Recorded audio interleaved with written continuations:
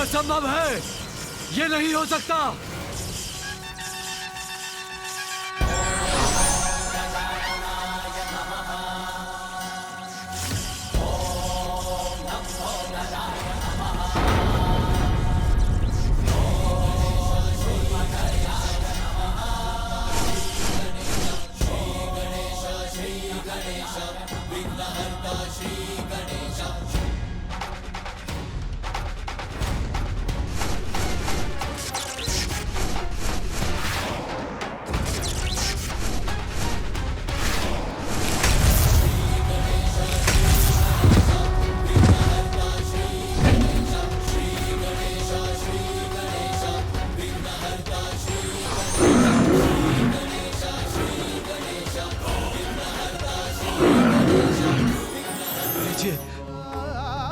मेरा अंत मत कीजिए, मेरा अंत मत कीजिए, मुझे क्षमा कर दीजिए।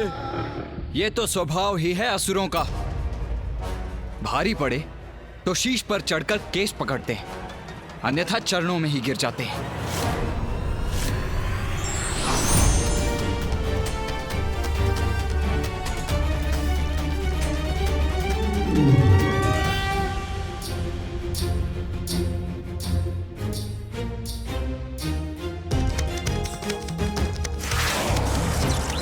देवताओं द्वारा उत्सर्जित शक्ति अब भी कैलाश की ओर बढ़ रही है। उसे किसी प्रकार से नष्ट करना होगा हमें।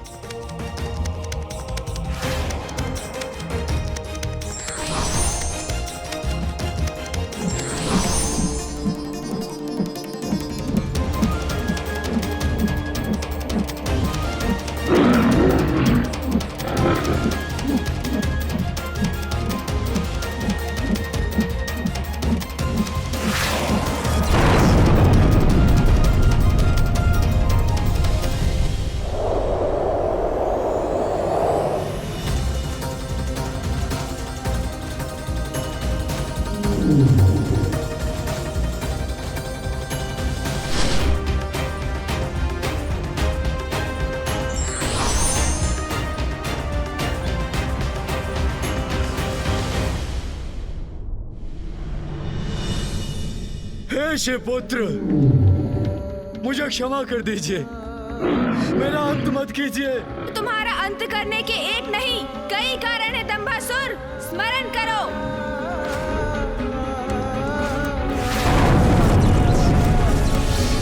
अब से कैलाश का अधिपति मैं हूँ, केवल मैं। बिना मेरी अनुमति के कैलाश में कोई प्रवेश नहीं कर सकता। कैलाश असुरों का है।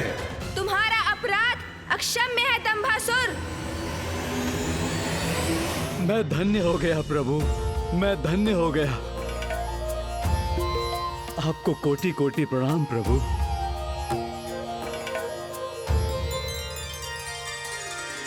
आज से मेरा ये वक्रतुंड स्वरूप अहंकार के दबन के प्रतीक के रूप में जाना जाएगा। अहंकार के दबन के प्रतीक के रूप में जाना जाएगा। अहंकार के दबन के प्रतीक के रूप में जाना जाएगा। जय देव जय देव जय देव जय देव जय देव जय देव जय देव। श्री गणेश विघ्नहर्ता श्री गणेश, श्री गणेश विघ्नहर्ता श्री गणेश, श्री गणेश वास्तविकता में अहंकार व्यक्ति का सबसे बड़ा शत्रु है, जो अवसर पाते ही प्रबल होकर भिन्न भिन्न रूप लेकर हमें अपने वश में कर लेता है। किसी को धन का अहंकार है तो किसी को सौंदर्य का, विद्या का, वाहन का, शक्ति का, और किसी किसी को तो भक्ति का भी अहंकार हो जाता है। कारण जो भी हो, अहंकार तो सदैव पतन की ओर ही ले जाता है। इसलिए हमें अहंकार को कभी अपने भीतर नहीं आने देना चाहिए। और स्मरण रहे, जो स्वयं को ईश्वर के कार्यों का साधन मात्र समझकर अपने कर्म करता है, उसे अहंकार कभी स्पर्श भी नहीं कर सकता। और अहंकार का ये विष मात्र असुरों को ही नहीं, देवताओं पर भी हावी हो सकता है।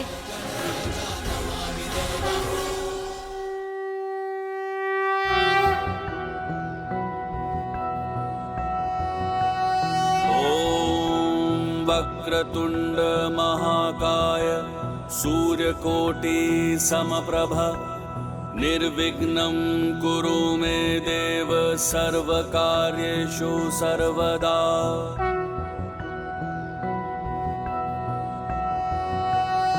ॐ वक्रतुंड महाकाय सूर्यकोटि समप्रभ निर्विघ्नं कुरु मे देव सर्वकार्येषु सर्वदा।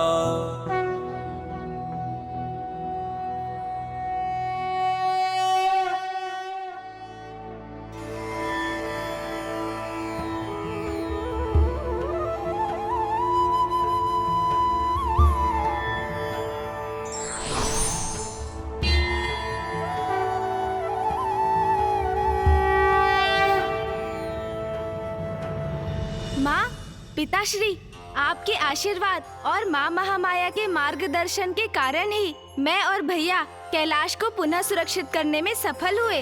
हाँ पुत्र गणेश, पुत्र कार्तिकेय, मुझे तुम दोनों पर तनिक भी संदेह नहीं था, क्योंकि जो धर्म के सहायक बनकर सत्कर्म करते हैं, अधर्म उनके मार्ग में बाधा अवश्य बन सकता है, किंतु उन्हें रोक नहीं सकता। महादेव, देवी पार्वती, अब हमें आज्ञा दीजिए।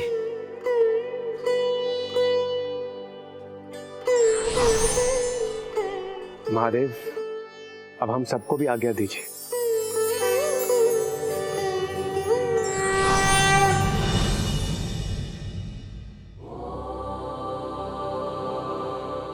मेरा कैलाश, मेरा भवन, इतने समय से जिस सुख की मैं प्रतीक्षा कर रही थी, वो मुझे आज प्राप्त होगा जब मैं यहाँ प्रवेश करूंगी।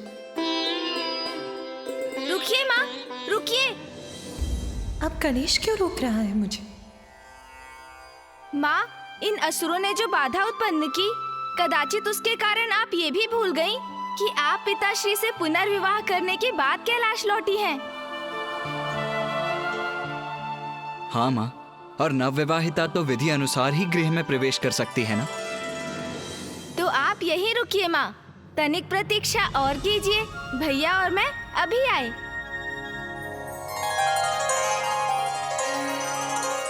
ये क्या हुआ स्वामी? कहाँ चले गए ये दोनों? तुम्हारे पुत्र हैं उमा, दोनों एक साथ गए हैं तो कुछ ना कुछ कोलाहल तो अवश्य होगा। माँ, पिताश्री, आप दोनों का स्वागत है।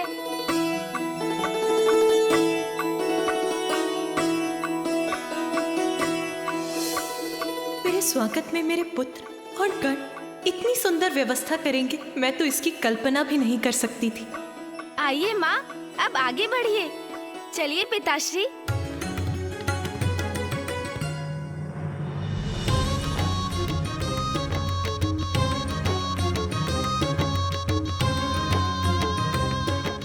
धनेदी, कालती तेदी, अब आप लोग महादेव और माता की आलती प्लालम तलिए।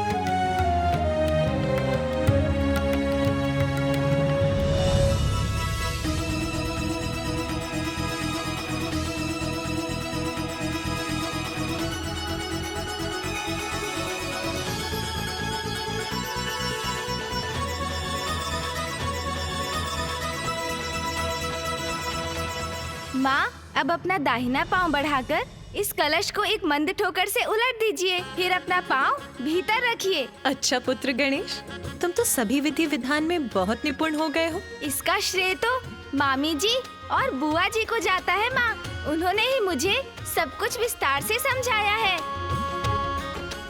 माता,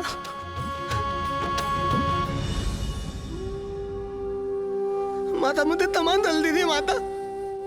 माता, मैं और अन्य दिन आते तो आदत प्रबंध चल रहे थे, किंतु ये अतुल माता इंतजार तब अतुला लेते हैं माता। मुझे तमाम दल दीजिए माता। कोई बात नहीं तोतला जी, इसमें आपका कोई दोष नहीं है, किंतु आपने जो कुछ भी किया मैं तो उसी से बहुत प्रसन्न हूँ।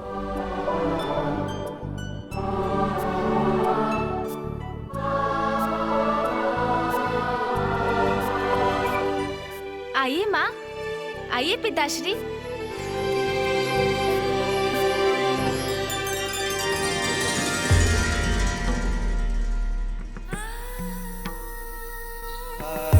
तुमसे रिक्त मेरे अपूर्ण जीवन को आज तुमने पुनः पूर्ण कर दिया उमा।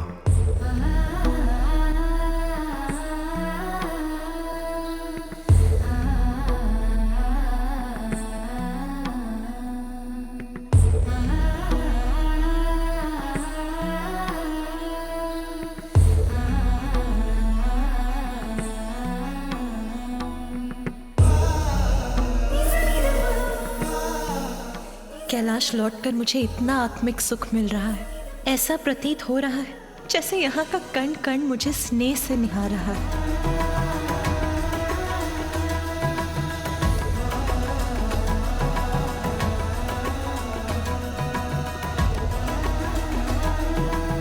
सर्वप्रथम मैं प्रभु की पूजा और अभिषेक करूंगी।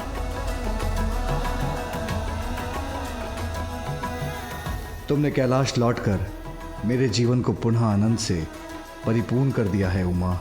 नाथ, आनंदित तो मैं हूँ। अब मेरे समस्त कष्ट दूर हुए, पुनः सुखों से भर गया मेरा जीवन।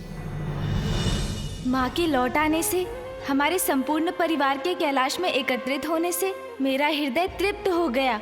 सत्य है, अंत भला तो सब भला।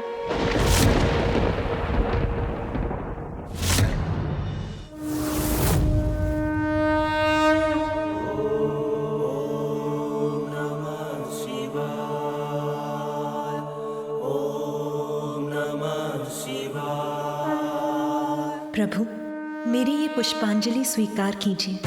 माँ तो पूजा में लीन है। नहीं, ये उचित समय नहीं उन्हें मेरे प्रस्थान के बारे में बताने का।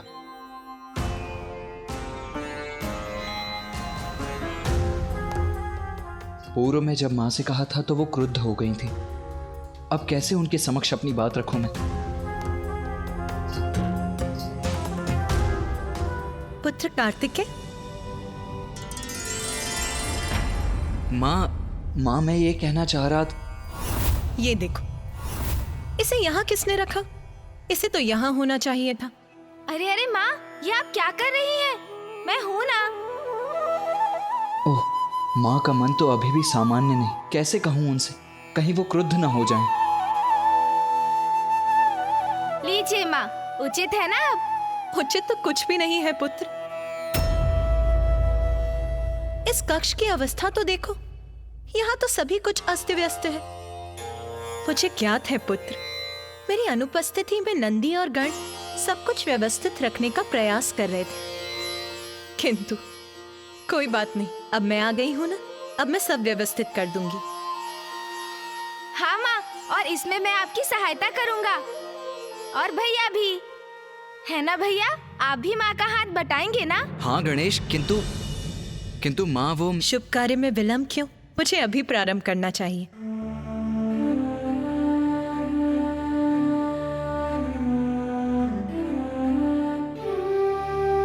अरे हाँ पुत्र, तुम कुछ कह रहे थे ना?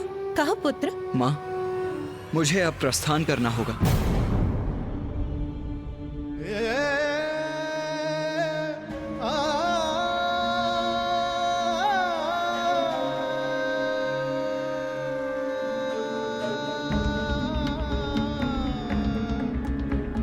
इतनी शीघ्र पुत्र? हाँ माँ, आपके और पिताजी के पुनर्विवाह, आपके कैलाश लौटने में समय तो जैसे गतिमान पक्षी की तरह उड़ गया। अब मुझे अपने स्थान दक्षिण जाना ही होगा माँ। पुत्र, मुझे क्या था, तुम्हारे महत्वपूर्ण कर्तव्य और दायित्व है पुत्र, किंतु पुत्र अभी तो मुझे तुम्हारे साथ समय बिताने का अवसर ही प्राप्त नहीं हो। बस कुछ और दिवस रुक जाओ पुत्र, कुछ और दिवस। हाँ भैया, मुझे भी आपके साथ क्रीड़ा करने का समय ही कहाँ मिला। कुछ दिवस और रुक जाइए ना। माँ, आपको तो ज्ञात है ना, पिताश्री नियमों का उल्लंघन कदापि स्वीकार नहीं करेंगे, और मुझे भी दक्षिण जाकर अपने कर्तव्य का पालन करना है माँ।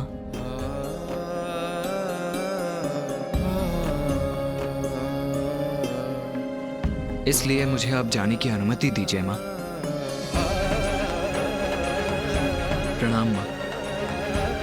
तुम्हारा जाना हमें दुखी अवश्य करेगा पुत्र, किंतु तुम्हारी माँ को तुम पर गर्व है पुत्र।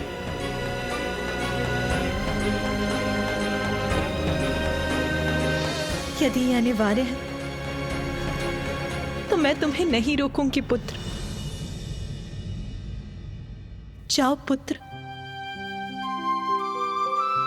सफलता सदा तुम्हारे साथ रहे पुत्र। धन्यवाद माँ।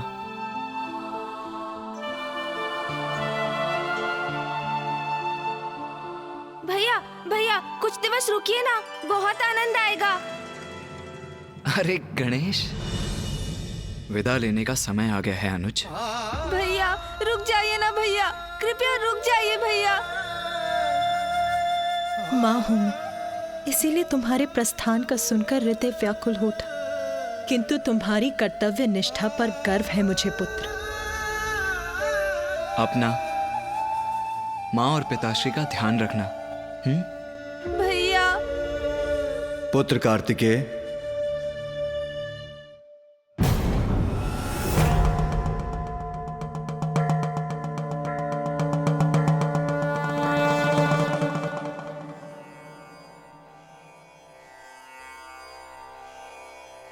पुत्र कार्तिकेय, मां को सुख पहुंचाना भी तुम्हारा ही कर्तव्य है।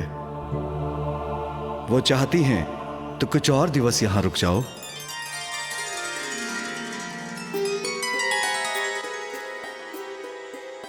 अवश्य पिताजी, जैसी आपकी आज्ञा।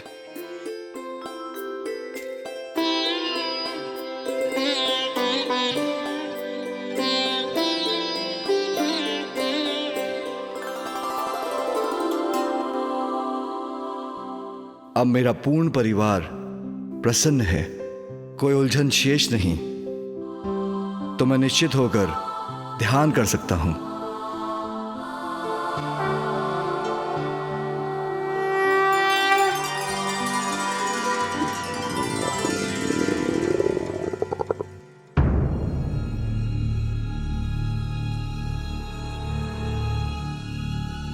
ये ध्वनि कहां से आ रही है?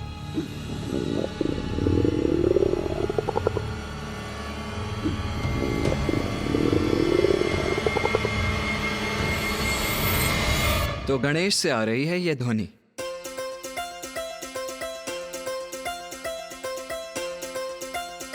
अरे ऐसे विस्मय से क्यों देख रहे हैं आप दोनों मुझे? वो माँ, इतने दिनों से मेरा कुछ पोषण नहीं हुआ ना, उदर में कुछ नहीं गया, इसीलिए मेरा ये उदर इतनी तीव्र प्रतिक्रिया दे रहा है।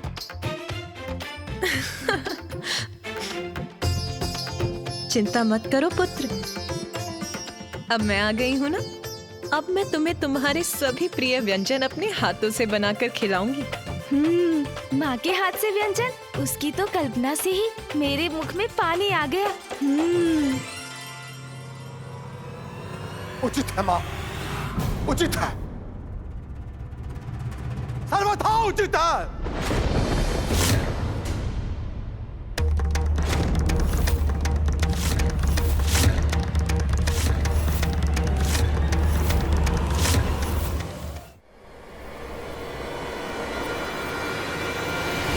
मेरा प्रणाम स्वीकार करें।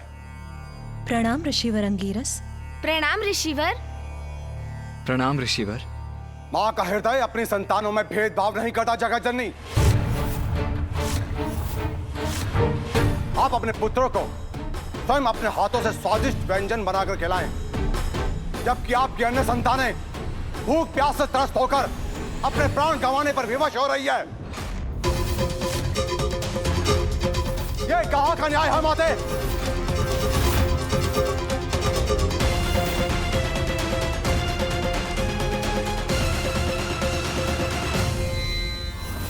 ऋषि अंगिरस, ये आप क्या कह रहे हैं? उचित ही तो कह रहा हूं माता। जब भगवान ही भक्त की गुहार ना सुने तो विवश होकर भक्त को भगवान के निकट आना ही पड़ता है। ऋषि अंगिरस,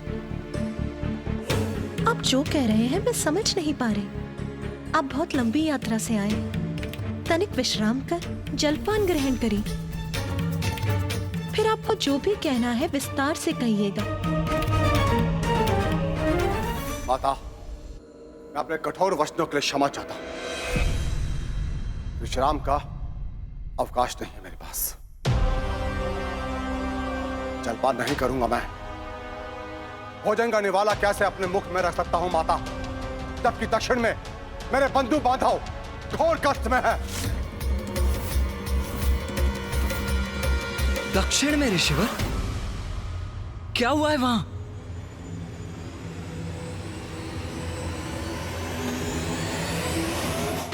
रक्षा कीजिए, रक्षा कीजिए, कोई हमारी रक्षा कीजिए। हम मृत्यु को प्राप्त। इतनी व्यथा, ऐसा रुदन, क्या कारण है इसका?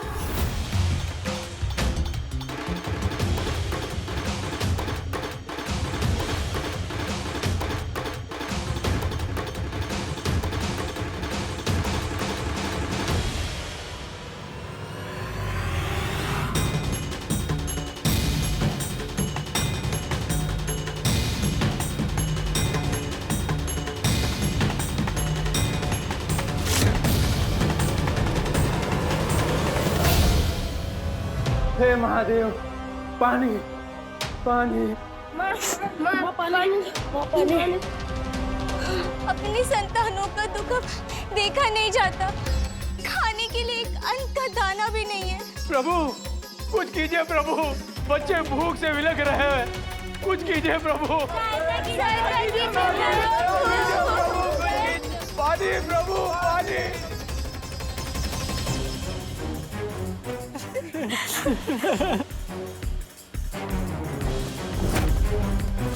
महादेव, हम दुखियारों पर दया करो महादेव।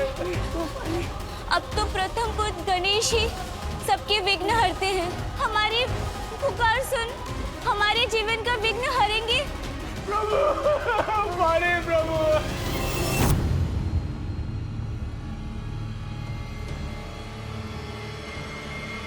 वहां तो भीषण अकाल पड़ा है।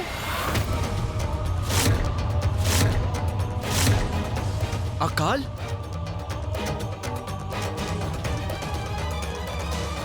असंख्य निर्दोष जीवन इस भयंकर अकाल की भेंट चढ़ चुके हैं गणेश जी। वो जो शेष रह गए हैं, उन्हीं के लिए मैं यहां पर आया हूं। महादेव ने मां गंगा को अपनी जटाओं से मुक्त किया था। अब तो वही एक आस है कि वो मेरी गुहार सुन ले और पुनः मां गंगा को अकाल से पीड़ित धरती पर प्रभावित होने की अनुमति दे। कदाचित ये उचित समाधान नहीं है ऋषिवर। माँ गंगा के प्रचंड वेग से तो और विनाश हो सकता है। गणेश, वर्षा करवाने का दायित्व तो देवराज इंद्र का है ना?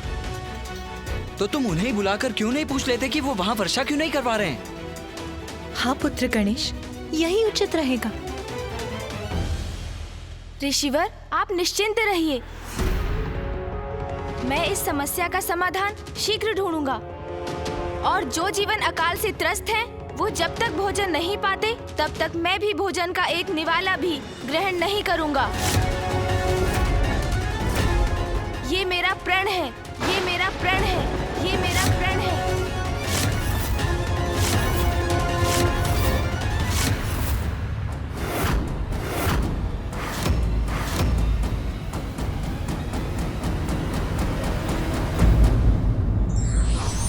संकट है तो समाधान भी है। बस आवश्यकता है धैर्य, साहस और सूझबूझ की।